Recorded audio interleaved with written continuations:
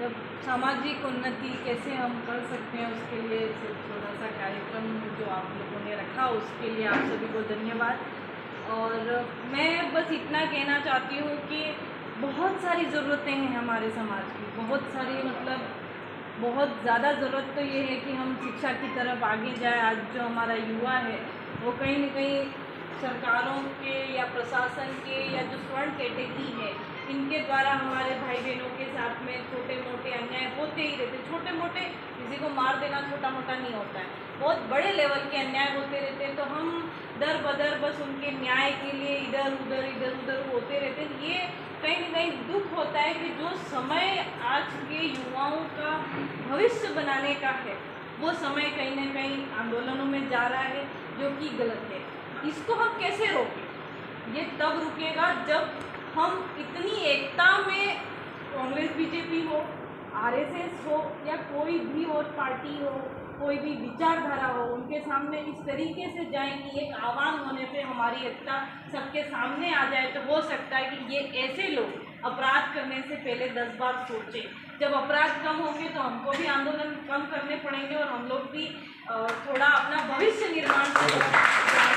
मुझे तो कई बार ऐसा लगता है कि ये स्वर्ण कैटेगरी जो है ये हमारे साथ एसटी, एससी, ओबीसी तीनों के साथ जानबूझ के अत्याचार करती ताकि हम लोग हमारे न्याय में ही उलझते रहें और इनके बच्चे अच्छे से पढ़ते रहें और हम लोग बस बिगती पिटी ज़िंदगी में जीते रहे, कहीं ये आगे ना आ जाए।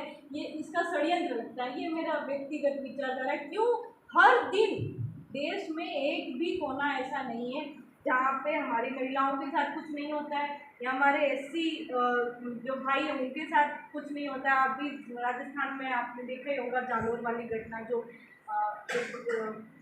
9 साल के बच्चे को मटकी से पानी पीने की वजह से मार दिया गया। चाहे वो एससी का हो, ओबीसी का हो, क्या फ़र्क पड़ता है? कितना जातिवाद हमारे देश में घुल चुका है। तो ये कहीं न कहीं खत्म होना चाहिए। ये खत्म तब होगा जब आरएसएस की जड़ें कमज़ोर, और आरएसएस की जड़ें आप बहुत अच्छे से जानते हो कब मजबूत हुई। जैसे ही देश में केंद्र लेवल पे बीजेपी सरकार आई है, बीजेपी सरकार आते ही आरएसएस को बहुत मजबूती मिली है। वो बहुत लेवल पे जातिवाद फैलाने लग गया है। उनके जो अपराधी होते हैं उनको संरक्षण देने लग गया। उनके अपराधियों को बचाने के लिए किसी बेटी को वो रातों रात जला देते हैं।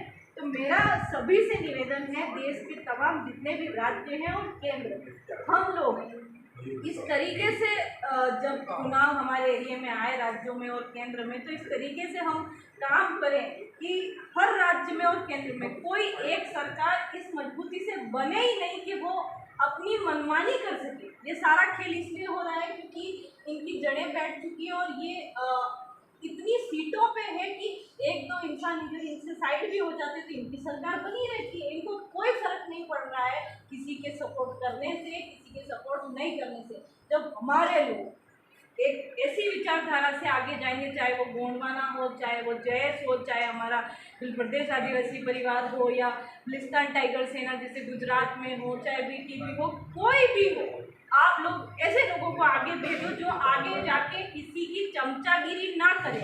हम एसटी समुदाय को कई जगह राजनीतिक आरक्षण प्राप्त है। राजनीतिक आरक्षण प्राप्त होने के बाद भी हमारे जीते विधायक, हमारे जीते सांसद आगे जाके सिवाय पार्टी के मुख्य लोगों की गुलामी के कुछ और नहीं करते हैं। तो हमारे को ऐसा नेतृत्व तैयार करना है, वो पार्टी में भी चले जाए लेकिन फिर भी किसी की गुलामी नहीं करे। और जब हमारे मुद्दे आ जाए तो अगर ज़रूरत पड़ी तो उस पद को भी छोड़ देंगे, लेकिन समाज के साथ धोखा नहीं करे। ऐसे व्यक्ति का नेतृत्व तैयार करना है और इन कांग्रेस और बीजेपी दोनों को ये दिखाना है कि हम आदिवासी कल भी राजा थे, आगे भी राजा रहेंगे।